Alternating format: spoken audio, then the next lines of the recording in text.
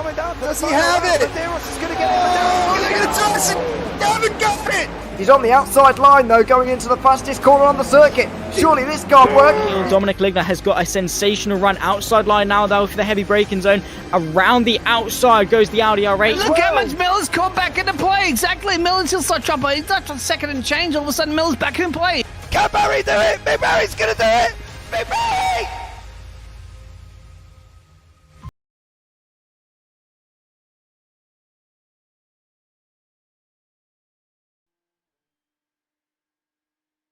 Einen wunderschönen guten Abend, meine sehr geehrte Damen und Herren, und herzlich willkommen bei the Nurburgring. Well, in other words, good evening, ladies and gentlemen, boys and girls, children of all ages. Welcome to the Nurburgring for round 9 of season 4 of the Porsche Cup Challenge Europe. With myself, Alex Goldschmidt, back in the saddle once again, and rejoined by my comrade in arms. Good evening, Mr. James Parfitt. Good evening. How are you, sir? All good, all good. 4 rounds to go, including this one, James. And it's looking rather spicy because where are we? We're at the iconic Nurburgring. And what's more, 170 corners waits all the drivers. And we've got quite a packed grid, haven't we? We've got north of 20, bordering on 25. And qualifying, we're into the dying throes of this because this circuit is in its own right. It's over 26 kilometres, 16 miles. And we have seen our fair share of dramas over the course of free practice and through the first few moments of qualifying. Yeah, and that's the interesting thing. We were watching it back, and pretty much at some point during practice, most of these have been off track. We've seen Gordon Ramsay, he's had a horrendous time. Philip Hammer must have taken a trip off as well because he was down in the 8 minutes. He now is on a 9:02 for qualifying and is not out on the grid, so he will not make it past the top 16. And there's some that haven't even got times on the board. Aiden Young here, Noah Wentz, Nicholas Nolder, Alexander Wilfert, Salvatore Guariento. None of them have got times. So, yeah, and after Thursday's one as well, we could see a lot of drama. There wasn't much overtaking unless there was a mistake in front. Most of it was down the dot and hoe on the long back straight, of course, but on the way into the last corner. But there was their fair share of incidents and accidents, and there's been the same here. But fair play to Gordon Ramsay. He's gone into 4th on an 8:23, so he's got to be happy about that. Considering, Mr. Goldschmidt, we didn't actually see him finish a lap in practice. No, he was off track. I think he also collided with Salvatore Guariento, I believe, during free practice. But we are 4 rounds away from the end of the season. 21st of May, Suzuka. 28th of May, Manicure and Long Beach in the USA will conclude season 4 on the 4th of June. Format is revised for tonight, considering the length of the circuit. 18 minutes qualifying session as Nicholas Nolder goes up to P2 on an 8-minute 19.93. He was running with Door Esports in the iRacing 24 Hours of Nurburgring this weekend, which concluded earlier on today. So he will have had a lot of track time ahead of this weekend. The sprint race is going to be 3 laps of this circuit, and the feature will be a reverse grid top 8 and a 4-lap race to the checkered. Now, looking back at the standings at the moment, Philip Hammer, based on drop scores, has 341 points. Aiden Young just 10 points behind in second position. Hammer's had 2 wins, 10 podiums, 14 top 5s, 5 fastest laps and 3 pole positions. Well, it looks like we're going to have a different pole sitter tonight with the way that Bruno Heinrich is excuse me, really putting the frighteners on everybody. And at the moment, Vince Peters, 315 points. Most successful driver when it comes to race victories, 6 so far, 8 podiums, 10 top 5s, 7 fastest laps, and 3 pole positions.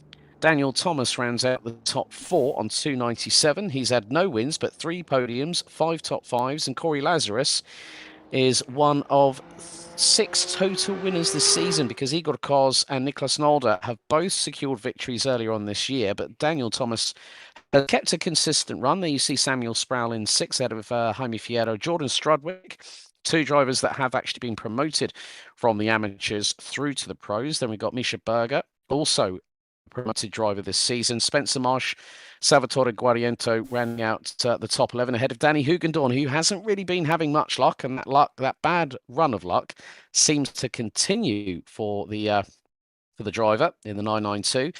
Torsten Seifert, Igor Koz, Nicholas Nolder round out the top 15. And then looking at the amateur class, Niall Killen is leading the way in that on 211 points based on current drop scores. 8 points ahead of Alexander Vilfert. Kenny Eckert rounds out the top 3 on 157 ahead of Noah Wentz, with Alexander Redhead, Stephen Eckenrode, who is still probably very busy being a new father anyway. The last time I was in the commentary box, his wife had given birth to a newborn earlier on that week, and he still made it into the race. Bjorn Ritter, Holger Meifert, Glenn Humberstone and Mark de Bruin round out the top 10. Mark de Bruin is quite a long way back. But check it out for qualifying. New pole sitter this time around for round number 9. It's Bruno Heinrich with Daniel Thomas putting it on P2, 2.2 seconds behind.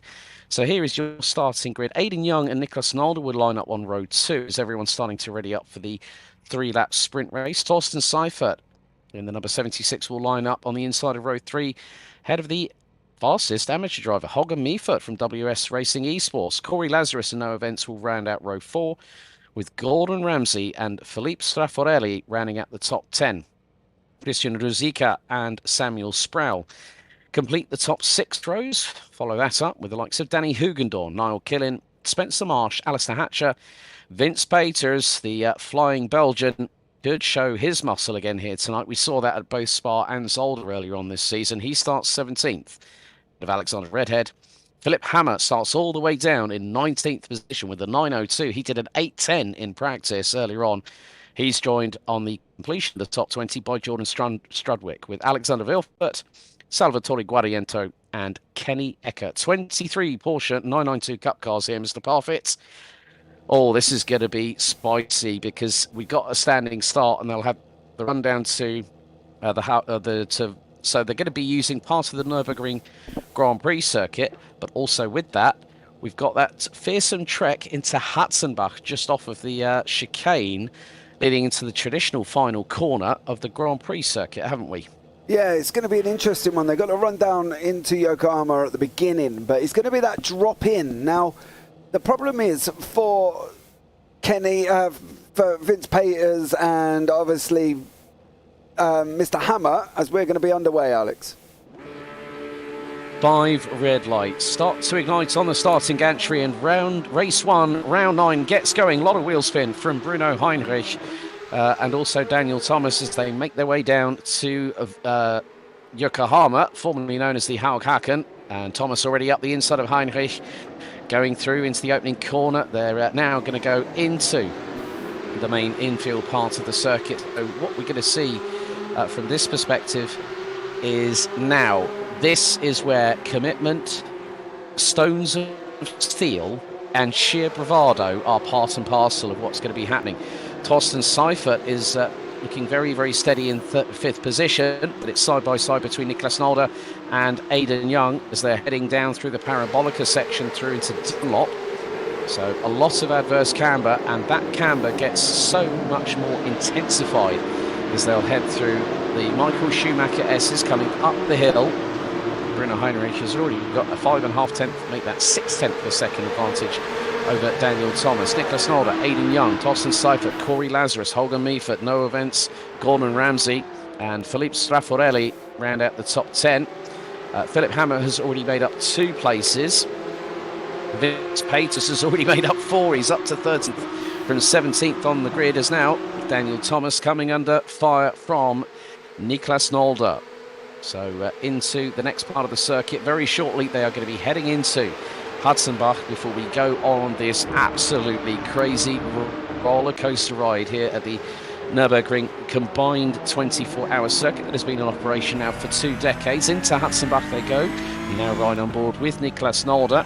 So into the left, down the dip, a little bit of camber. The curves can be quite abrasive and also quite fearsome here, James, because they are quite highly placed. And you whack a wheel on that curve, it can throw you off into the barriers at a moment's notice because the track's so narrow here. Yeah, definitely. We saw this on Thursday, and we saw Corey Lazarus do it, and he was out in front. He ran over that one. He ran over this one, hit the inside one, and the back end nearly went round, and he lost the lead. And that's the problem with this circuit. It's, you know, yes, it's narrow. We know that already, but there's just zero runoff, and you cannot, under any circumstances, take any part of the curb in some of these high-speed corners, because if you do, you've gone round, your front end's gone round, your back end's gone round, whatever part you're going to hit, and that's it. We saw people try and break of it. Nolde around the outside. That's going into Cottonbourne, and he's got round the outside. That's a brilliant manoeuvre from Niklas Nolde. He tied the run coming out of Flugplatz very, very nicely as they're heading up the hill into Arenberg, which is a very, very complex set of corners into the left. Now it's going to be hard on the brakes. Turn the car into the right-hander and then into Fuchshoer before the run into Adenauer Forst. But that was brilliant Niklas Nolde, I knew he might have a few tricks up his sleeve. I mean, Door Esports are no slouch, and neither has Niklas Nolde been. I mean, he's picked up 2 wins this year.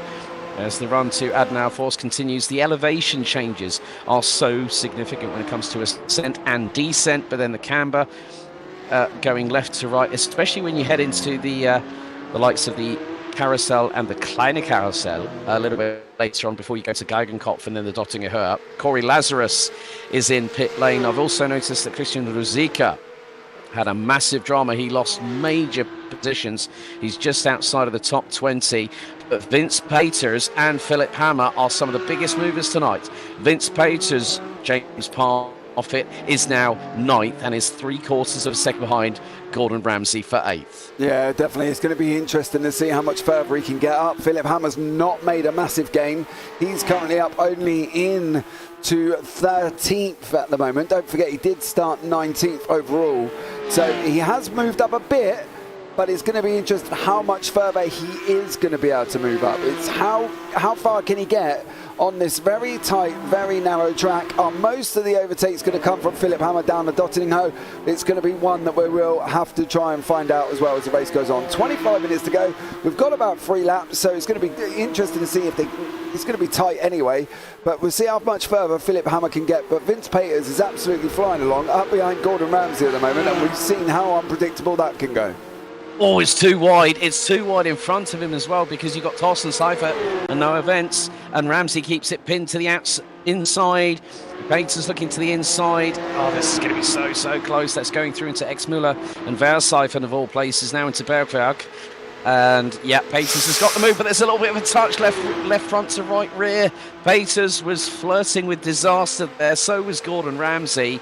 Gordon's just got to keep himself. He's going to keep it pinned to the inside. It's the left hand, and now it's the right coming up. But what great skill from Vince Peters. Up 9 positions now. He is gunning. Now, don't forget, folks, there is a reverse grid top 8. So if the race was to finish now as it is, Vince Peters would be on pole position for the 4-lap top 8 reverse grid. And he's not finished yet. He's looking all over the back bumper of the 420 of Holmefert as Gordon Ramsay gets it very late on the brakes as they're heading through in towards the carousel, which then directly leads to Hohe 8.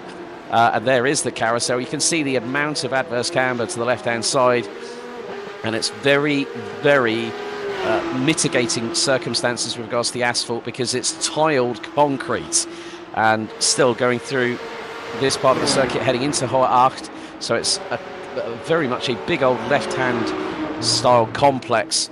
And then into the right here at Hohe 8. Again, Peter is sticking his nose up the inside of Holger Meifert. But Meifert is defending. Meifert's showing to Vince Peters, hang on, mate, you come into my backyard. You've got to do better than that. Yeah, definitely. It's going to be hard for Peters now with Meifert as well in front of him here. I don't think Gordon Ramsay's going to try and give up as much as possible. He's got that Scottish spirit in him as well, and he's going to want to get that place back, because that was very, how can I put it, elbows out, should we say, as Peters is now looking to dive again. Hopefully he'll get seen by Meifert. He will. But he's got to stop a little bit here, mate, because this could be horribly wrong as he gets a little bump from Gordon Ramsay. I think people are getting a little bit frustrated here, dude. Yeah, they are. That was going through Brunchen, now into Ice Curve. They're going to head in through the left hand before Flansgarten. And 4 wheels in the air from Vince Peters. They're running at a big old rate of speed, at least 180 kilometres an hour, and just the Porsche gets airtime. And this is another fast part of the circuit, but Gordon Ramsay has just said, right, I'm going to let Vince Peters do his thing, and if I can pick up the pieces behind if something goes wrong, because they're now going into the Kleines Carousel very shortly before Geigenkopf, which then leads into the run when the cars will hit top speed. Oh, bit of a wiggle there from Gordon Ramsay in 9th, and he's not that far in front as he might think he is of Philippe Straffarelli, who rounds out the top 10. Now into Geigenkopf, the right-hander over the crest, down the dip, down the Dottinger Höhe we go. Let's see if we can get an idea of the speeds that these Porsche 992 Cup cars will get, because now coming out of Geigenkopf, Peters had the slipstream straight away, and he's pulled in front of Holger Meifert. But now it's a bit of slipstreaming between the pair. Meifert is doing the old NASCAR bump drafting as they're going to go through into Tiergarten very, very shortly. Meifert pulls to the outside of Peters. Still, as they go under the Bilstein Bridge, Peters is not, he's at the mercy of Holger Meifert, who's pulling alongside him into the left-hander. Meifert's got the position back, but Peters is going to keep in side by side with a 420. It is through! That is absolutely outrageous. Meifert 2 wheels on the grass, heading into the final part of the circuit. Well, would you believe that? Holger Meifert, credits to you for keeping it stuck in. As after one lap, let's keep our eyes now on the leaders. Bruno Heinrich has got trouble behind because Niklas Nolde is half a second adrift. And there is Nolde. Nolde's going for the race lead. He's looking to pick up his 3rd win of the season.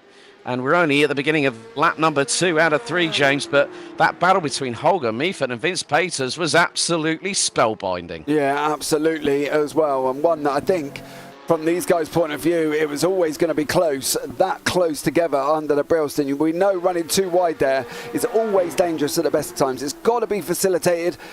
Thankfully, it was. I'm not, you know, it's tough now because we know Peters needs to get through, right? We know that already.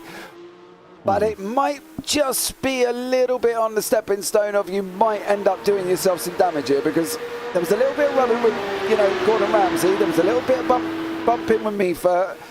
It could come to a point where somebody might be like, no. He's got to settle a little bit. He was making, you know, some crazy dives on the inside, trying to get his nose up that could have ended both of their races. And we know he needs to, but, you know, you could be a little bit more smart about it. Yeah, and now Niklas Nolde looking every which way but loose, trying to get past on Bruno Heinrich. But at this particular point of the circuit, as they are going to be heading into, once again, into Hudson-Bach, and a little bit more curb being used by Heinrich just to rotate the car into the first part of the combined circuit, and Niklas Nolde sweeping to the outside, looking to get the undercut. He's just trying to put the pressure on to Bruno Heinrich. And Vince Peters, in the meantime, is now up. Oh, Gordon Ramsay. Gordon Ramsay has dropped all the way down to 10th position. So that means that Vince Peters is in 6th. So we're going to have a look at the replay. This is coming down into Yokohama, and this is behind Holger Meifert. He turns the car in. Is he going to boot the throttle a bit too early? No, he touches the back and he just clatters into the wall and loses all that momentum he just gained on Holger Meifert, and that allowed Noah Vence and Philippe Straffarelli to get through. So Gordon Ramsay, the number 22 from Scotland, running the Salt tyre very, very proudly on that Porsche 992 Cup car of his, is doing an absolutely brilliant job. Corey Lazarus has been in the pits for a significant amount of time. So is Spencer Marsh, Alexander Vilfort and Kenny Eckert. Looks like Jordan Strudwick has not yet taken, did not take to the start, but you can see now there are the two. I was just going to say, that is Samuel Sproul versus Philip Hammer. And that's a very fast part of the circuit they've just gone through into Arenberg. So coming out of Coltenborn after Flugplatz. Philip Hammer is looking to secure another top 10. His run of consistency has shown no bounds this season here in Season 9, and that's why he's leading. But Aidan Young is going to close that gap again to next to nothing before we go into race 2 tonight. And you know, Hammer just needs to be quite prudent with how he decides to dispatch Samuel Sproul, because then if he gets into the top 10, that's another top 10 for Philip Hammer this season, and he's just doing what he needs to do. Yeah, he's got to do his job, isn't he? Top 10s that he's had. Yeah, he's got 15 top 10s to his credit, and he's looking for number 16. And in terms of those wondering, it is going to be, it is going to be pretty close. I mean, 10th, that nets him 16 points. And Aidan Young at the moment is currently in P3. That's 23 points. That could drop the gap down to 7 between the pair. That could drop the gap down to probably, I would say, 7 points approximately, including the current drop scores. But Vince Peters is now 5th. And look who's next in his crosshairs. He's just... You know what? Vince Peters has impressed me so much this season. He's just gone about the business at hand.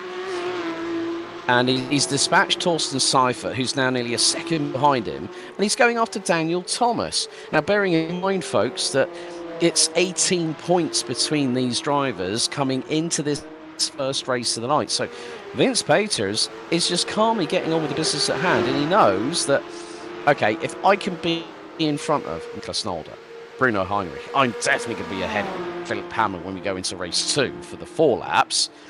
Vince Peters' run has also been, I think, very strategic, but it's also been very, very coldly calculated by the Belgian. Yeah, okay. Coldly calculated, or do you think it's sometimes overzealous? Sometimes it can get zealous, but this is vintage Vince Peters. He teed that up nicely. That was going through the Kesselchen and heading towards the section for the carousel, but he just knows where to place the car, and that's exactly one of the skill sets that you need to be in contention for this championship. And I think he wants the top 3, because look who's ahead of him, just 1.7 seconds up the road. There we see Aiden Young, and Aiden Young is 16 points ahead of him in the championship. I'm going to basically say this now. If we find that Vince Peters, as he goes through the carousel, if he's got the pace, I mean, looking at his lap times, 8 minute 30.6 after lap 1. Aiden Young was at 8:26.2. 8:21s apiece for both Niklas Nolde, who now leads, and Bruno Heinrich. You know, an 8:21.3 for Nolde, 8:21.1 for Heinrich. If Vince Peters gets some clear air, he can really push well, but I think at this circuit here at the Nordschleife, you've got to really be... If you go 100%, you're going to make a mistake. If you're going at 90, 95%, you can have that air, you know, that little bit of a window of opportunity to... If there's a slight wobble, you can correct it quickly. But if you're pushing at the absolute limit, then you go. If it goes wrong, you will be gone, so to speak. You'll be in the barriers hard and return the garage. Yeah, you definitely will be. I'm just going into where he's heading now with Aiden Young. I'm just a little bit more concerned about this overtake than probably some of the others that he's had. Don't get me wrong, Thomas, Seifert, Meifert, Wentz are all not easy to overtake, but he's done it in a way that he's put his car there and he's basically just gone for it, right? And unfortunate enough, these guys have been sensible. They backed off, but the problem is he's now coming up to a real-life young racing driver who doesn't have that I'm going to back off, move out of your way nature. He's going to battle this, Aiden Young, and if he's going to run 2 side by side down through under the Bilston, it's going to be interesting to see how they come out here, because it's not going to be the same for Peters. I don't think Young might back off.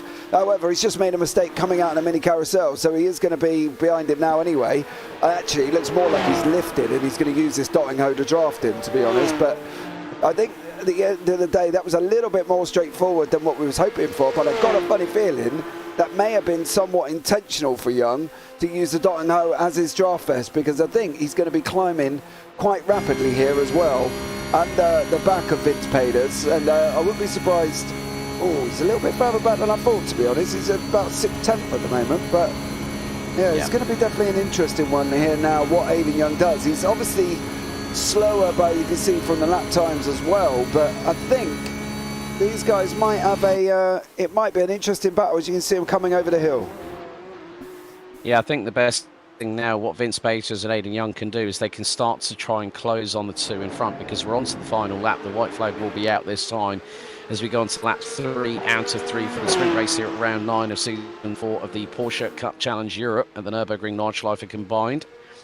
The iRacing 24 hours of the Nordschleife happened this weekend, so white flag in the air. Vince Peters has just put in the fastest lap of the race, 8 minutes 16.3.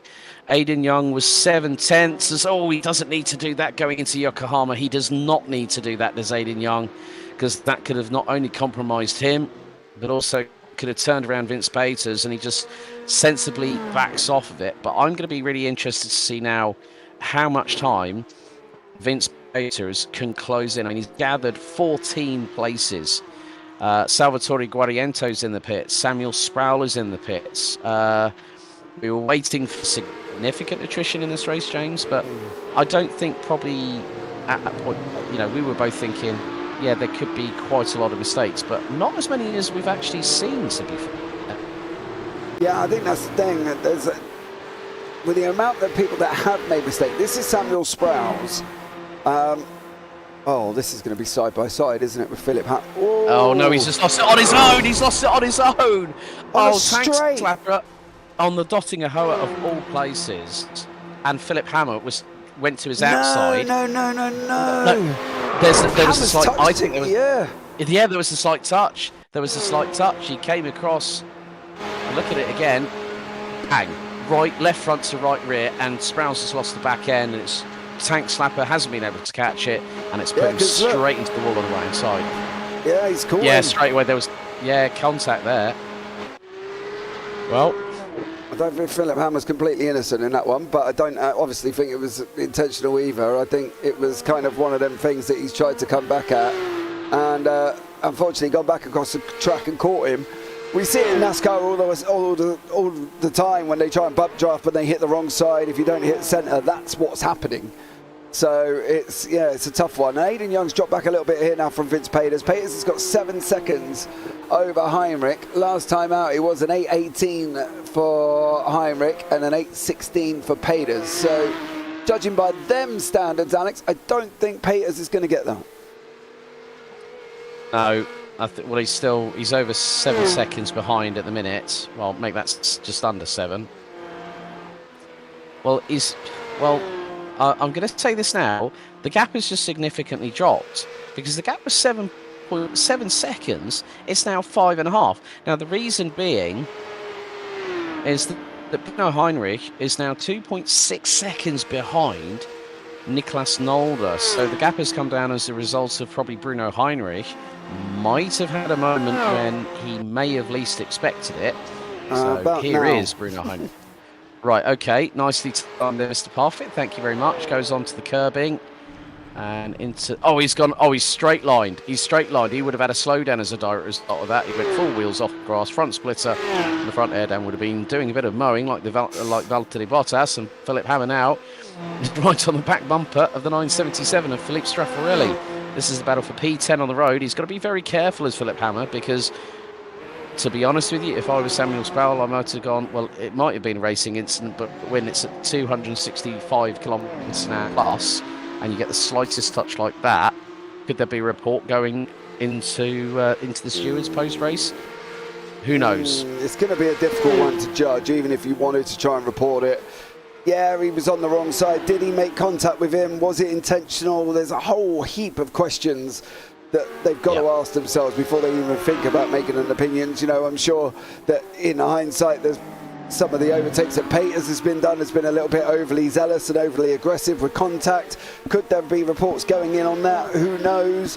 I think it's going to be now at the stage of what these drivers are thinking when they come off this. If they're thinking, oh, well, that was a grumble, then yeah, they're going to be looking at reporting it. But I think at the end of the day, as we see Gordon Ramsay just give a big old puff of smoke there as well. But I think it's going to be an interesting one to see how their attitude, how that mentality works for them and how they get on. But Hammer's not made the gains that we thought he might have done as Peters has had. But I don't know if that's because Hammer's not been quite as aggressive maybe as Peters would have been. You know, we've seen some moves from Peters at certain points of the circuit, Alex, that haven't always been in the most suitable position, shall we say. But maybe Hammer's just taking it a little bit more like that. He's taking it a little bit more kind of sensible, easy. I'm not really sure what the word would be, but he's being a little bit more caution and conservative, I think, would be a word, rather than Peters has been going for it all the time. Well, when you think about it, Vince Peters has already got 2 drop rounds, and they were both no scores. Oh, dearie me, Gordon Rams. Oh, we did. Now, James and I, bless us, were wondering when Gordon Ramsay was going to have a moment, and this is with. Oh, that was with possibly no events, I think. It might have. Oh, that's a hard hit. That's a hard hit. Oh, dearie me. I think he was doing so well. I mean, he's still running. Got to give him credit where credit is due. And yeah, he's now dropped down to 11th position as Philip Hammer goes through the carousel, and he's got ahead of Philippe Straffarelli, who's now about 2 seconds adrift.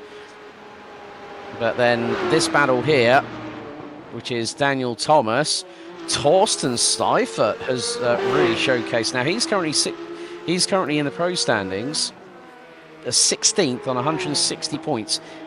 He's had only one top 5 this season. He's gunning for a second one, and he's only 7 tenths behind. I mean, they're heading into Hohe Acht. They've just come through Hohe Acht and going through Wippermann towards Brünchen, which is a corner complex that Augusto Farfus has never been able to pronounce correctly in his early GT career with BMW Motorsport. I still remember watching the documentary about 24 Hours 24 Hours One Target, which had the likes of Jörg Müller, Andy Priaulx, for the 24 Hours of the Nurburgring. But yeah, Torsten Seifert, he was 2/100 slower than Daniel Thomas. But if Torsten Seifert can get another top 5, this will really give him a little bit of a helping hand. I mean, he's 13th in the pros, like I said, on 160 points.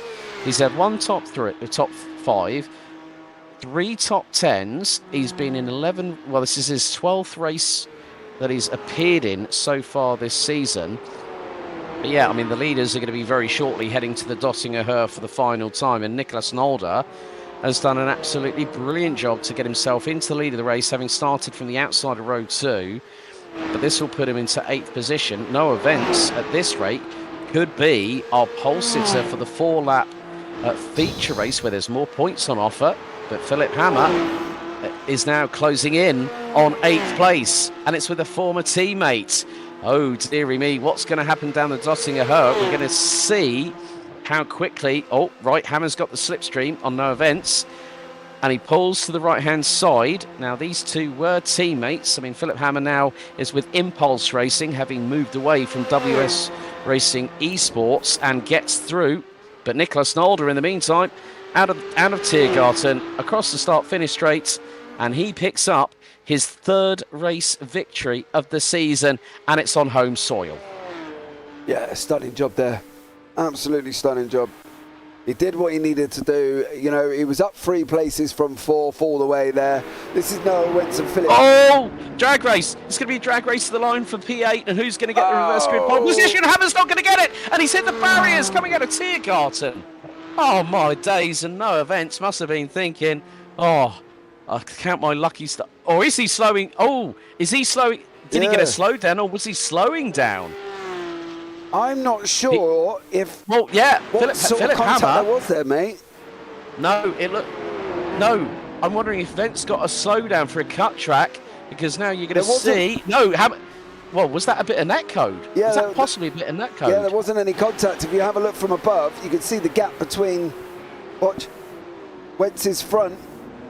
Oh, and Hammer got 2 wheels on the grass, didn't he? Oh, yeah. There was a massive gap. So that would have been several incident points, and that would have given no events a slowdown, and he starts 9th. Oh, dearie me. Even no events that, on course for reverse. Or he thought he hit him, so therefore he pulled over. Because he doesn't have the fortunateness of what we can see, does he? He can't see it more than once, like we can. So maybe he thought that he may have been responsible for hitting Philip Hammer. Oh, you know what? If that is the case, we're going to have a look on board from no events. And this is going into Tiergarten. So Hammer's to the outside. Hammer's car did lift up slightly, so that would have instigated. That would have been contact instigated. Now we're going to have a look on the right-hand side into the approach into Tiergarten. And there was loads of room. There were loads of room, but yeah, if that was netcode, no events did the sporting thing and just let Philip Hammer go through. And he didn't even know. He didn't even know. He didn't even know he never touched him. Yeah. Never ever touched him.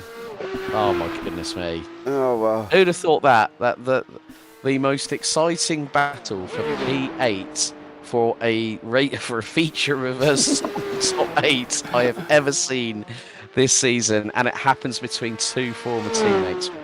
I think the Germans would say meine Güte, my goodness, on that one. Yeah, definitely as well. No slowdown. I thought I hit him. No, mate. There was a Big old gap between the two of you there, I'm afraid. You could have fit a double-decker bus through that. No contact at all. It was all, unfortunately, on this wonderful world of netcode that we see. And that's what caused your problem. So appreciate the fact that you slowed down, and well done to you. However, you kind of didn't need to. It was not your responsibility. Never mind. You do love it when you see sportsmanship like that, but you also sit back and think, nah, he never touched him. Do you know what I mean? Mate, if that was me, I probably would have just gone, I didn't touch him. I can still go for it. Yeah. If I'd have physically known there was no damage and I knew I wasn't close enough, then I would have carried on. Carry on regardless, Mr. Parfitt, as Absolutely. the old film goes. Deal with the penalties after, if there's one coming. But yeah, you definitely did not make contact, I'm afraid there, sir. There we go. As we wait for Alexander Redhead to finish, here's the last man on track. As you can see, when the cars get spread out, this is the eventual situation we are in. And these guys will come across the line very, very shortly. As long as, touch wood, Mr. Redhead can make it through. And he does. Happy days. Hey. Well done. He had a bit of a torrid time, mind you. He hadn't made it after that. Corey Lazarus has had an incident. Charles Rosica had an incident. Samuel Sproul, as I say, Alexander jumped to the pits. So he was behind as well. But here are the results for you, sir.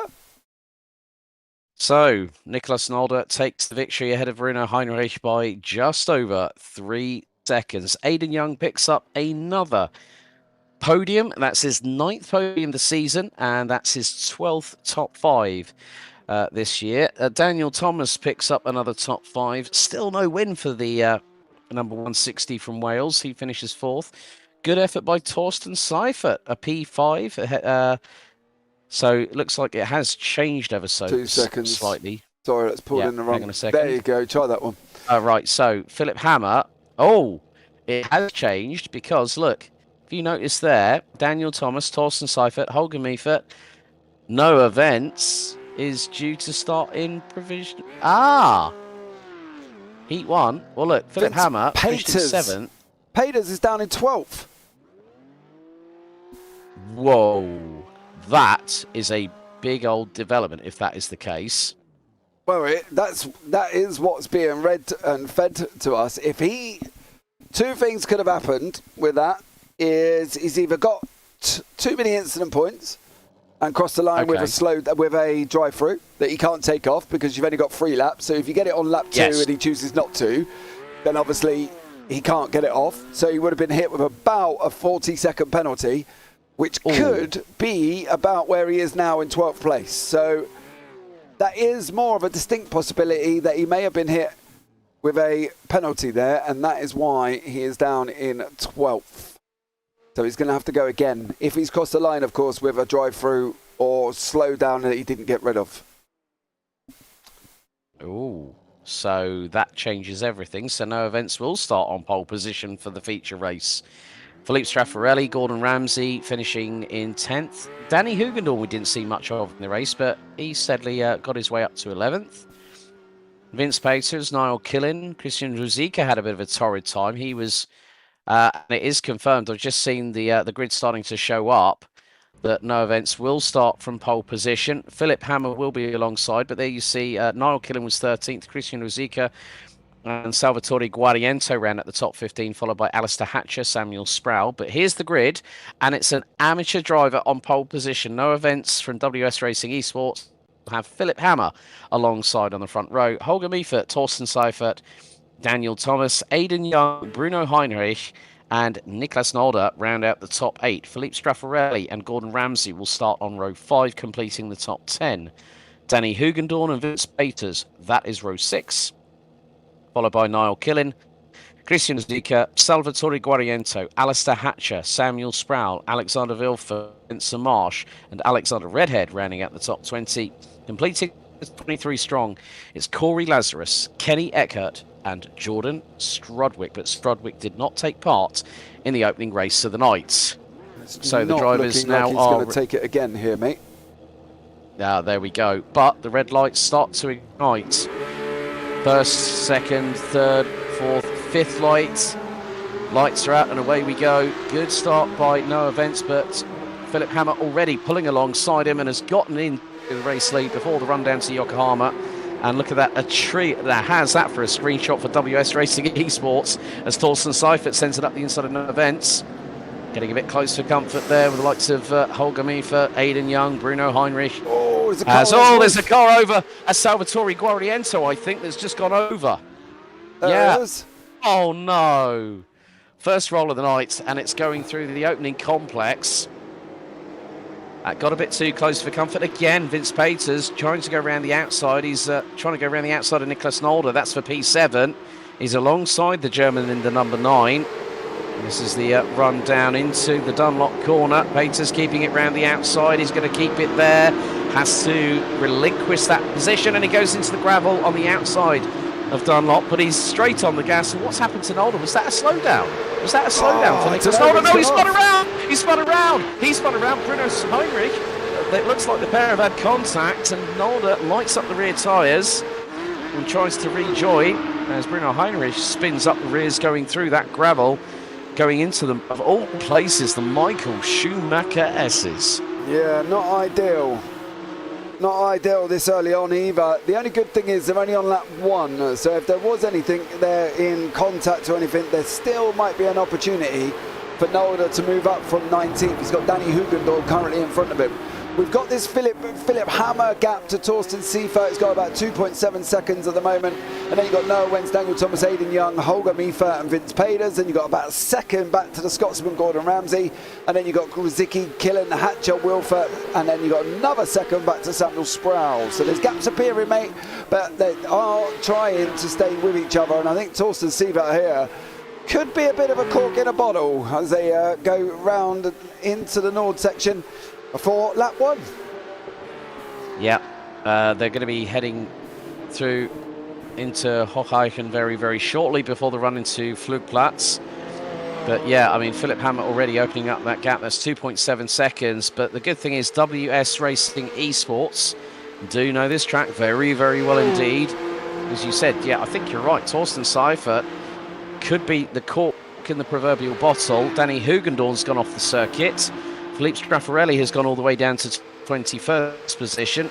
Guariento, no surprise after being flipped on his roof, is now in the pits for over 2 minutes. As we're only 30% through the first lap. Was that a bit of air I spotted underneath the 4 wheels? That was Vince Peters very, very wide. He was trying to go toe-to-toe with Aidan Young, and he's got Holger Miefer right up his back bumper. Oh no, Gordon Ramsay might have had a slight blip there, but he's currently in 8th. He's up from 10th. Rizika's up 5 places in 9th. Alistair Hatcher up from 16th to 11th.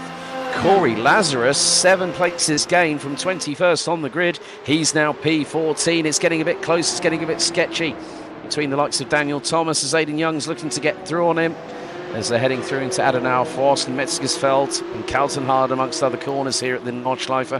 Vince Peters is not that far behind and looking between 3rd and 7th position here, James. That's 5 cars covered by the best part of just under a second and a half. Yeah, and what an interesting one this is going to be now. We saw Peters move through the field in race 1. I think there must have been some form of penalty that he didn't clear at the end there. And now he's got to try and do it all again. This time, unfortunately, he's got quick drivers in front in the likes of Thomas, Wentz, Seifert and Hammer. So, is it going to be a different ball game to what he pulled in race 1 compared to what he's got to do in race 2? Are these going to be now as submissive, I suppose it would be a word that we could use, as they were in race 1? I think. Oh, no, Wentz. Off. That's bad luck there. That was, I think that might have been going into Exmüller. Yeah. Yeah, that just goes to show you make one mistake at this circuit and it bites back hard, big time. So that now means that Vince Peters and Aidan Young are battling over 4th position. I think the other word that you could use along with submissive for Vince Peters is reserved. But we know he's not reserved because, again, he's looking up the inside of Aidan Young who goes on the curbing. That was a brave move through Bergwerk. And now Vince Peters manages to get through on Daniel Thomas and nearly has a little bit of a touch with the left front to the right rear of the 427 from Fiercely Forward. And again, Vince Paters is just being absolutely outrageous with the sheer chagrin he's using to go around the outside. It was nearly 2 wheels. The grass is 3 wide. 3 wide at one of the tightest parts of the Nordschleife. And Vince Paters gets past both Daniel Thomas and Aidan Young. But we ain't done yet, folks. No, I think Aidan Young's going to come up now and have another go at him. Is he going to be able to get him on the outside? You don't really want to run around there. That's why. He's got to stop it. He's in the curb. He's going. He's gone. He's out. He's out. There's also Wentz as well. Vince has been collected. Oh, no, that was Holger Meifert. I think that was, no, yeah, that might have been Holger Meifert because Noah Vince has returned to 6th position. So I think it might have been Holger Meifert that got collected in that. As a result, so Noah Vince in the 94 going ahead.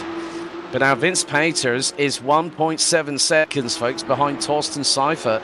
So this means that Vince Paters has got 5.6 seconds to find between himself and Philip Hammer.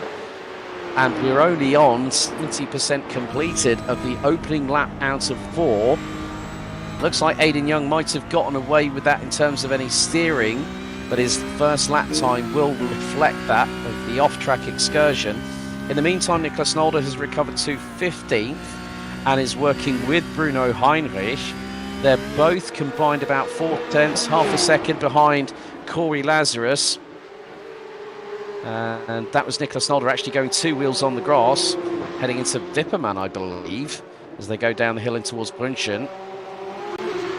And yeah, Bruno Heinrich, he's, just keep...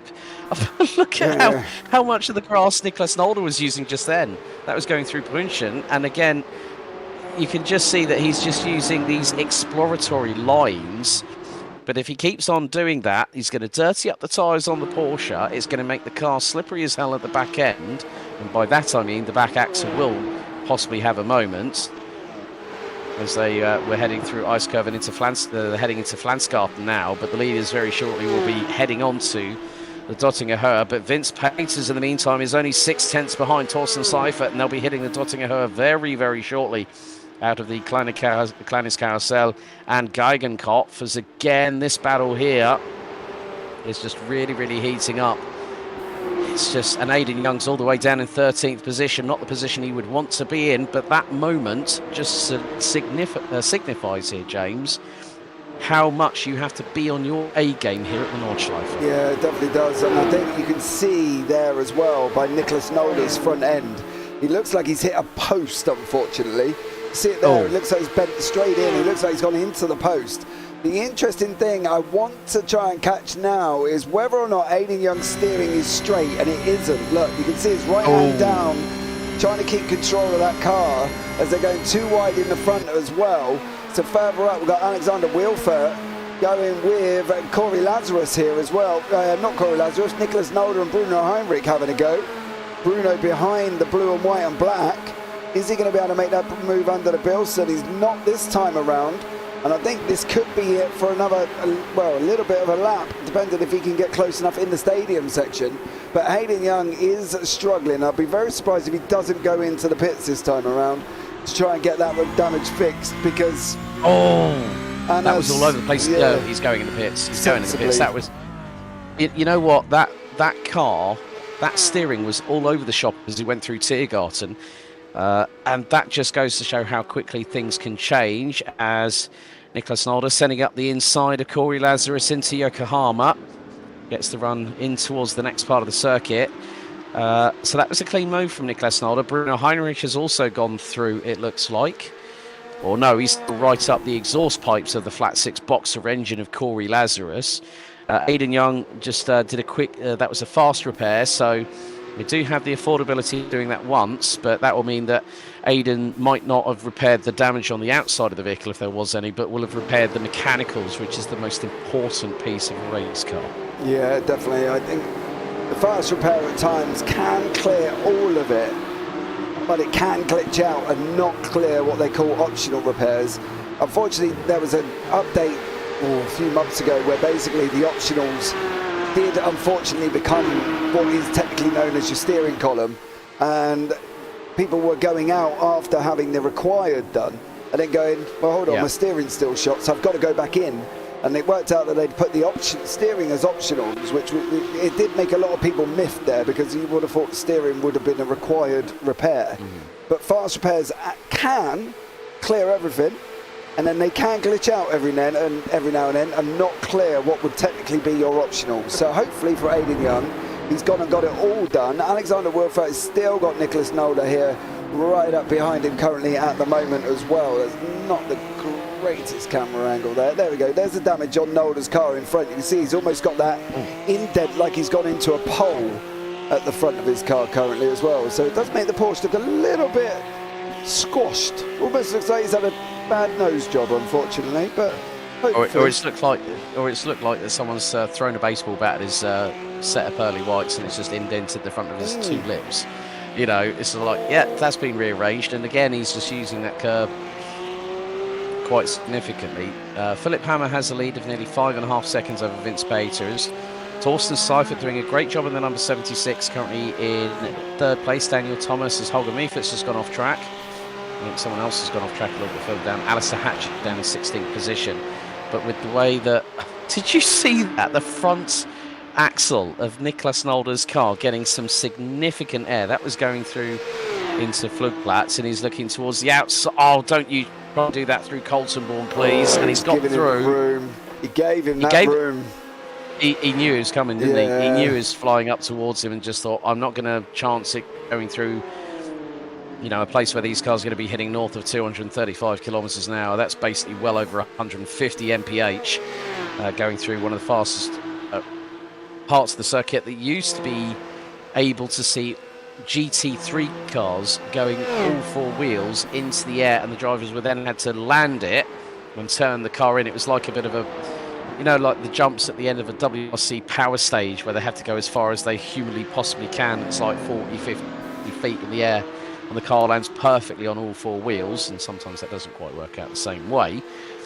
Bruno Heinrich still is keeping Niklas Nolder within earshot, and I think that's quite a good strategy call from Heinrich, hoping to have another opportunity to see if they can both move up the order. We're nearly 50% of the way through our second lap out of 4. With Vince Peters, I kind of thought this might be the case.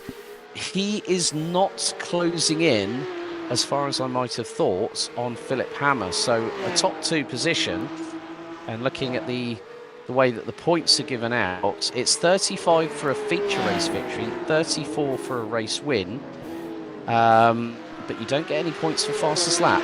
But Nolder now is right on the back of Samuel Sproul, and it's going to be very, very close between the pair. They're going through into Bergwerk very, very shortly, having gone through Exmüller and Verzeif.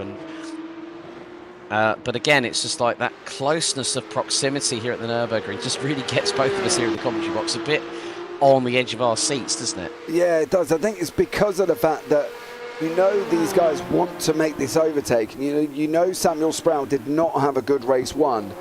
And unfortunately, Nolder, who had a great race 1, is not having a great race 2. And Seifert is just about side by side with Daniel Thomas. Thomas sweeps around the outside, gets the job done. Gordon Ramsay's there as well, also clutching onto the back as well. So the Scotsman's having a much better race 2. I thought he was going to hit the grass then. A much better race 2 than he did race 1. And then I thought, well, that would have just summed it up for me, as he goes and does something crazy right on cue, as it was the other day with Corey Lazarus in the Americas series, unfortunately. But he manages... often in the barriers. Was there contact between him and Niklas Nolder? Let's see if we can have a look here. Nolder's to the outside. Heinrich is trying to get through. It was, but I don't think it's what we think it was.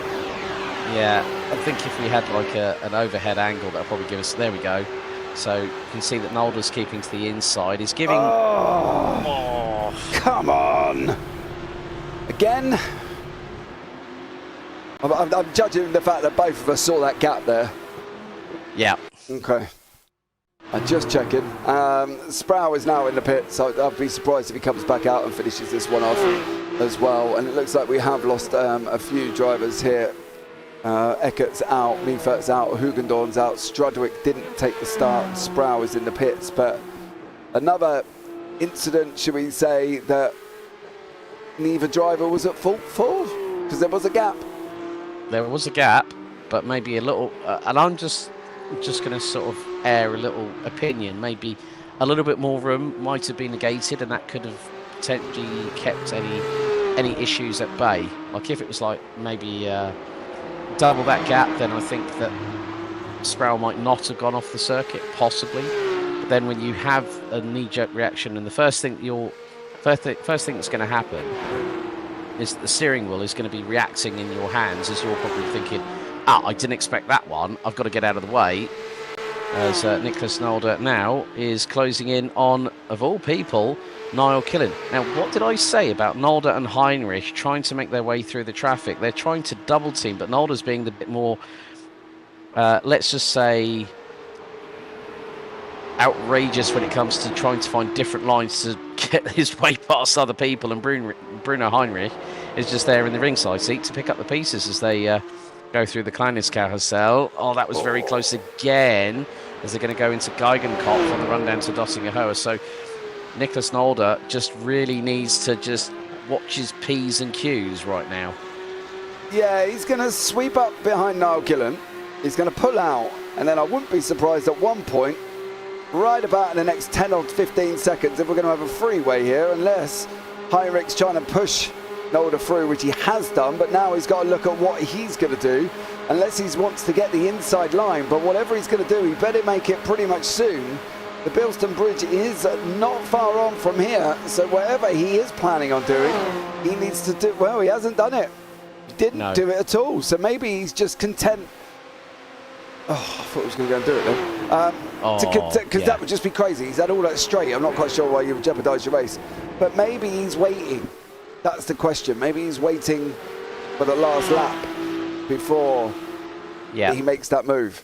He knows he can follow Nolde through. He knows they're as quick as each other. So if he's not going to gain anything by diving in at silly places, he might as well sit there. There's no real reason for Bruno Heinrich to actually move at all for the next lap and a half until they get round again on the final lap. Yeah, that probably would be the best strategy call, because he can, you know, Nolde, despite that caved in front on his Porsche. If Bruno Heinrich just stays with him, Alistair Hatcher has just ended up in the pit lane as well, I've just noticed. And Aidan Young is all the way down in 15th position. So we're going to see a replay here. This is Alistair Hatcher. And where is... Now this is a little bit further back down the circuit, going through the... he's just gone off the circuit. Yeah, and the right-hand side clatters it with scrapes across the barrier on the right-hand side. So he was very, very lucky, but he managed to effect a smart repair. But looking at the lap times between Philip Hammer and Vince Peters was 0.7 of a second quicker. The gap was 5.5, 6 seconds. It's now down to 4.5. So Vince Peters with that clear air. Now, bearing in mind, he's got the most victories this season. He's picked up 6, and this will be his. If he finishes where he is now, that'll be his 9th podium and 12th top 5 of the season. Bearing in mind what happened in race 1, the sprint race tonight. If he picks up another victory, that will mean that Philip Hammer will have only won 2, Aidan Young 3, Vince Peters on 7 wins so far this season, if that is to happen. Considering the fact we've still got probably the best part of 1.7 laps still to go in this race. Yeah, still got a while to go. The leaders are out on that run down into Arenberg. Philip Hammer with about 4.5 second gap over Vince Peters. It's a bit closer here between Thomas Ramsey and Seifert. You can see Seifert there closing onto the back of the Scotsman in the 22, of course. So this could be an interesting run. Oh, brave boy. Oh, that would have been... That was close. Yeah. That was close. That was definitely a pick 'em up, stick 'em in your pocket moment, but I'm not quite sure I would have been doing it round there, because that outside line, you catch that grass on the right-hand side, you're not even stopping for Arenberg, you're just going straight. There's no hope. And I've done it so many times where you run wide, you hit that grass, you just can't get off. It almost sucks you in like Velcro. And then the next thing you know, you're just going straight. You can see everybody coming down to the corner and you're just sitting there thinking, which one am I going to hit? Because there's just, you cannot stop the car. The only good thing about that is he's doing it on lap 3. Whereas if he did it on lap 1 when they were all going down there and he did hit the grass, it would have been a lot more dangerous. But where they're a bit more spread out, it's not too bad. Heinrich's still behind Nolde here, but we think there's a reason for that. And I've got a funny feeling he is just sitting there. I would be very surprised if he makes it anywhere else unless something drastic happens to Nolde. I think this is going to be a last lap dotting home run for Heinrich here. Just a feeling, because he had plenty of time, didn't he, down the last one. Corey Lazarus is, of course, trying to make the move over Niall Killing. Corey, the other day in the Americas Series, finished second or third, I think it was. After he had a lot of him and Xander Reed had a couple of coming together in race 1. It did not go down well. And then in race 2, unfortunately, just as we were putting the camera on and talking about him, he went and slid the car. So I'm surprised he's not further up, considering he was there on Thursday, but as we said, there was a big difference in lap times between Thursday and today when we were talking earlier off camera. So I think for Lazarus's point of view, he's just doing what he needs to do and trying to stay in contact and keep the car on track. Now, Noah Wentz is having a flyer here with Christian Ruzicka. Ruzicka, of course, we've not really seen much about him. He's up 7 places, though, is this young gentleman here. So he's doing a good enough job, and now he's caught onto the back of Noah Wentz, who, of course, has had his own little incidents, Alex, as the race has gone on over this first half. Yeah, Ruzicka was all the way outside of the top 20 in the opening race of the night, but to close in on the driver that ended up getting reverse grid pole, Noah Wentz, I mean, still to come back from a big disaster at the beginning of the opening lap where, both he and also, Nicholas Nolde were dumped down the field, unfortunately. So, well, it was Heinrich and Nolde, and Heinrich has now just overtaken Nicholas Nolde for 8th position. Ruzicka's front bumper looks, the front splitter on that Porsche looks a little bit wayward. So Bruno Heinrich has gotten fed up with Nicholas Nolde leading him along the circuit and has decided, right then, sunshine, this is going to be a close one. He's going to keep it to the outside. They go through the left-hand. There's going to be a right coming up very shortly. A little bit of cheeky little touch on the grass there from Bruno Heinrich, but that was clean as a whistle. Neatly done there by the number 77 on the number 9. And Nolde gave him plenty of room there as well.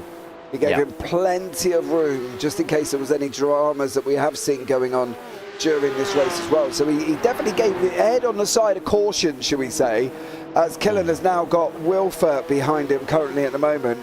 Lazarus has gone past and is off down the road as well, so he's gone through. There's Corey Lazarus there going up the top. But that was just a sensible manoeuvre. Get the gap, make sure nothing dramatic happens, and they both survive.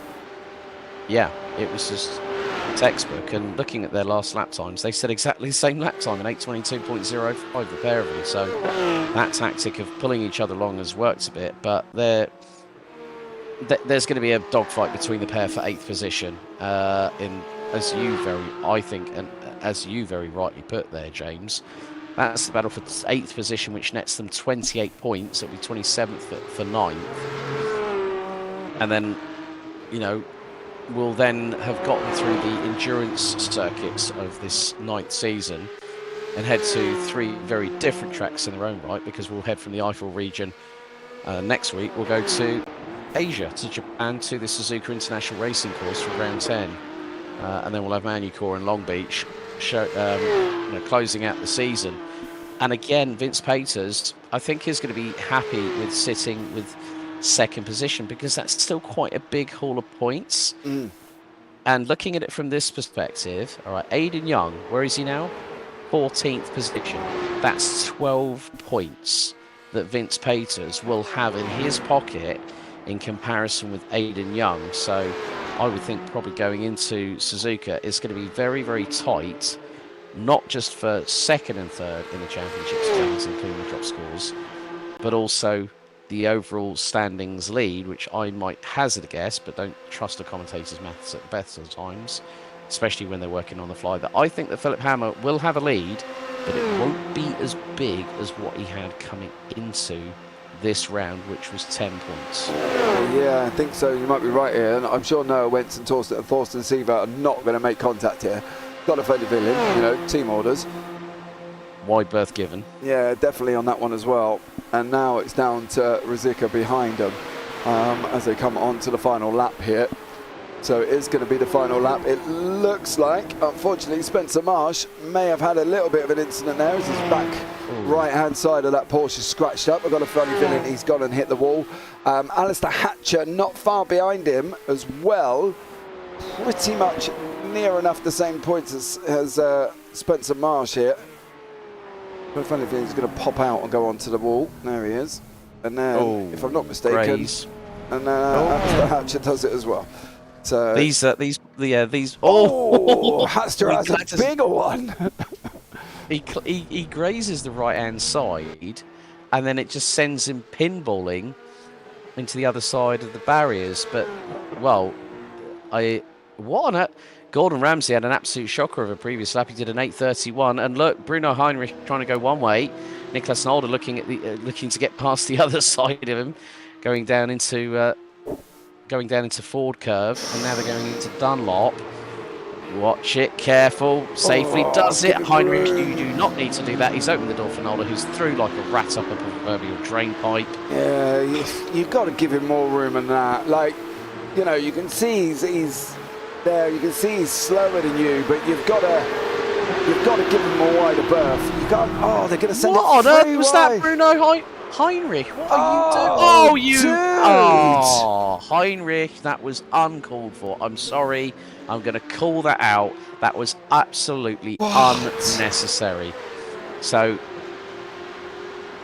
Ramsey goes wide, Nolde up the inside, 2 wheels on the grass, heading into Hudson. And he just cuts across the front of Gordon Ramsay. Bruno Heinrich was definitely 100%. That is a slam dunk penalty, I'm afraid, Bruno Heinrich. Yep, that was on him 100% right there. Yeah, you can't do that. Like, I just don't get it. I don't get it, right? I don't get free wide on a track like this, regardless if you're in the stadium section or not. I also don't understand that out of all of that, I'm pretty sure the last time I've known Gordon Ramsay for a while in multiple different series here, the guy is not Houdini. He cannot just disappear straight off. He can't just click his fingers. He ain't Harry Potter. He's going to be there, and for you to make that move to come over to try and take a corner that you never really had rights or responsibility for in the first place, then you got to sit back and think, well, that might have been on me. And then, coming across Gordon Ramsay, takes out Nolde in the process. And Gordon Ramsay was very entitled to defend his racing line, which is what he's doing against Niklas Nolde. So this is a fair battle, but it's just the way that Bruno Heinrich came out of that complex, and that was coming out of Advan. You know, that's 140 mile an hour corner, and you don't put 2 wheels on the grass and then if he goes, well, I'm sorry, my bad on that one, and then Ramsay and Nolde will be like saying, well, hang on, you just stopped everyone's track, everyone's progress that we just made. Because if they'd have got past Ramsay, if Heinrich had actually gone to the outside like Nolde did, then we wouldn't be talking about what has just occurred, if I'm completely honest. I think that's the thing. You know, racecraft is a big moment here, and obviously Bruno Heinrich sitting at 5K must have had, at some point, barring that incident, had some racecraft to realise that a driver can't disappear. I don't know if he was expecting, because of the pace that Ramsay's got, whether or not he was waiting for Ramsay to slam on the brakes. He's a Scotsman. They're not going to quit, mate. Have you not seen William Wallace and Braveheart? You know, they don't give up for nobody. He's not going to pull out of that. So it's just crazy to perceive that would have happened. And to put yourself in that situation, you know, you come off and say anything, it's going to be a suck it up, Buttercup, because you shouldn't have been trying to do that in the first place, really. Yeah, it's just like Alan McNish at Le Mans. You know, that's why he went in the Audis first, because everyone was scared witless that they had the World Endurance Championship equivalent of a Scotland Highland Terrier biting at their heels, and he would go out there and do what he needs to do. But this is a great respectful battle that we are seeing between Gordon Ramsay and Niklas Nolde. This is for 7th position. which in the feature race is 29 points. Nolde, I think, is just probably just going to wait until they get through Geigenkopf and then through into the Dottinger Höhe, and that's going to be the perfect opportunity. So Nolde just needs to just bank some points, and I know for a fact that Gordon Ramsay will want to do so as well, because in his own right, in the pro standings, Gordon is currently 24th, and he's scored at Silverstone. He scored at Zolder, Monza. He only picked up 6 points. VIR, second round of the season, he picked up some points there. So he hasn't scored as many points as he would like, because sometimes it does happen where incidents do occur. But Niklas Nolde, that is just getting a little bit overzealous, I think, there from the number 9. But he's got a lot of track knowledge of this circuit, and considering he's with one of the top esports teams in the globe, who competed in the ADAC Sim Racing Expo Professional Trophy, and also the ADAC Digital GT 500, which saw esports their senior and junior squad. And that was a bit close there again. Yeah. Oh, well, that is not going to help Bruno Heinrich as well, because look who's not that far behind him. Number 85, Corey Lazarus. Yeah. And he is the biggest mover of the night here in this second race, 11 positions. But folks, we are on the final lap. We're about 25% away from hitting the checkered, as these drivers here now making their way through the Kleines carousel. And Gordon Ramsay, credit where credit is due, to still keep on plugging away, and is you can see the rear wing on that Porsche 992 GT3 Cup car is slightly askew on the right hand side. The right side of it is slightly bent upwards after the incident involving Bruno Heinrich and also Niklas Nolde. So all three of these cars are battle damaged, but they're still going around the circuit, and Bruno Heinrich again is closing on in, because Nolde's just biding his time. He's waiting, because they're going through into position now before the left at Ice Curve, as they come over the crest of the hill, down the dip, into the left-hander, then back into Flansgarden before the Kleines Carousel, and then Geigenkopf before the Dottinger Höhe. And again, you can just see the descents and ascents here at the Nordschleife, this fearsome 170 turn circuit measuring over 26 kilometres in length, so north of 16 miles. So now they're going to go down the dip into Geigenkopf very shortly, and that's the right-hander, which then go up the climb, four wheels in the air for Gordon Ramsay and Niklas Nolde just behind Bruno Heinrich. This is going to be one of those moments where we will see, this is actually Ice Curve heading into Flansgarden. We're going to see, Heinrich is absolutely flying at the moment. I am just so worried at this time, because Nolde and Ramsay are battling fairly, and Heinrich, could he spoil the party again twice in rapid succession? I'm just getting a bit fearful now of what the 77 is going to throw at the two in front. Well, I wouldn't be surprised if there's a freeway going down the Dottinger, free wide. Talking about the elevation, the interesting thing about this circuit is it's a 1,000-metre difference between the lowest point on the racetrack and the highest point on the racetrack. There is 1,000 metres of drop between the two. So, going down here, what we know, Heinrich is going to push Nolde along again. Nolde, of course, looks like he might be struggling with damage. He can't get the draft on Ramsay because Heinrich's already there. Heinrich's going to take this too wide. How this is going to pan out, Heinrich really needs to be in front before they get under the Bilston. Nolde's now using the draft. He's going to come through. They're going to be going too wide. How is this going to... That's how it's going to work out. Oh, not again. In the meantime, Philip Hammer has picked up his third win of the season by 4.12 seconds. Vince Peters in second, Daniel Thomas, Noah Vence, Torsten Seifert, Christian Rizika, Niklas Nolde is... Oh, Nolde is in the pit lane. And he finishes 8th ahead of Gordon Ramsay. But that moment there, we got the drag race to the finish. Gordon Ramsay, no front bonnet on that car. He finishes fractionally behind Niall Killen in 9th. And Alexander Vilfort just behind him in 11th position. And Bruno Heinrich, we're just going to have a look at this moment again. So they're down the Dottinger Höhe. They've gone underneath the Audi Sport Bridge. They're going to head up the Bilstein Bridge now. Ramsay to the inside. You've got to be kidding. That was the slightest move. Yeah, but it wasn't the slightest move. It was the connection all of a sudden between them. It's like Velcro all of a sudden pulled them towards each other. as they're going down, they go under the bridge on the left-hand side, and as they come down, there, bang. That situation alone has played a part in multiple drivers' incidents. Do you know what I mean? That one area that we has seen being quite significant here this evening has played a major part in both of them drivers. And, you know, I hope they watch it. I just really hope before drivers are drivers and they get their infuriating Red Bull to, you know, a rag head on, they look back and realise neither of them were at fault. And that's a difficult situation. Yeah, looks to be a little bit of a racing incident, I think, there as well. It's just, at that speed, that's, you know, these cars are doing 265 plus, you know, and we're talking over 170 miles an hour, folks. And the slightest manoeuvre, you think you're just going over like a couple of inches. You're going over like a foot and a half, maybe a couple of feet. And that can just cause so much drama. We've still got a couple of drivers running on the circuit. Well, we got Alexander Redhead, who we are here with at the moment, still circulating. Salvatore Guariento is also there. We have lost Alistair Hatcher, Kenny Eckert on the last lap of the race. Kenny Eckert, Holger Meifert, Samuel Sproul on the second lap. Danny Hugendorn didn't even make it past lap 1 with Jordan Strudwick.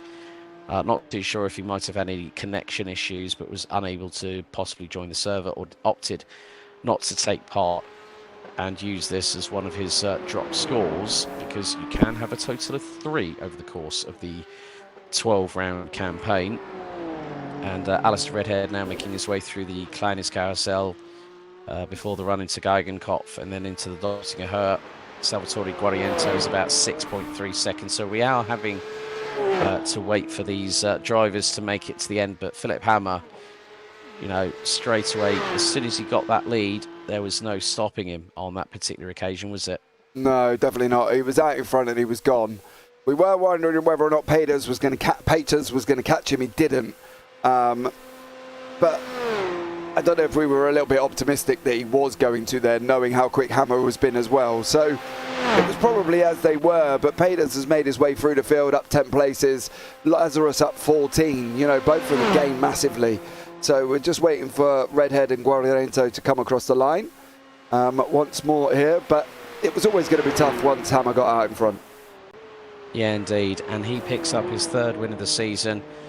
And next week, folks, we go from the Eifel region in one of the most fearsome places in motorsport globally to one of the fastest circuits in Japan. Of course, the Suzuka International Racing Course, as there is Salvatore Guariento becoming the last of the 17 classified finishers. Philip Hammer takes another win here tonight. 2 different winners from 2 different races, and there are the results. Philip Hammer winning from Vince Peters, who actually admitted he 1x'd in the one of the fast corners on the circuit. Daniel Thomas rounds out another podium. That's his 4th of the season in P3. Great showing by Noah Vent, another top 4 for the number 94. Thorsten Seifert bringing another of the WS Racing Esports cars into the top 5. Christian Ruzicka, Corey Lazarus, Niall Killin, Gordon Ramsay and Alexander Vilfort ran out the top 10.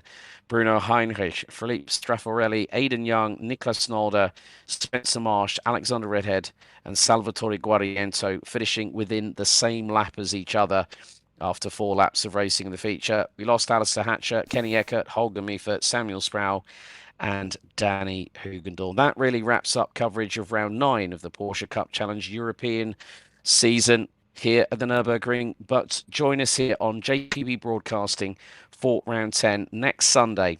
And a big thank you once again to Blackout Electrical Solutions, based in Brisbane in Australia, serving the South Queensland area. Electricians specialising in commercial and industrial renovations, plus fit-outs, power systems analysis and switchboard replacements. On behalf of myself, Alex Goldschmidt and James Parfitt and the JPB channel, it's been a pleasure commentating on this one. We'll see you in a week's time. For Suzuka, don't forget the Americas will be online next Thursday. Until next time, thanks for watching. See you again soon.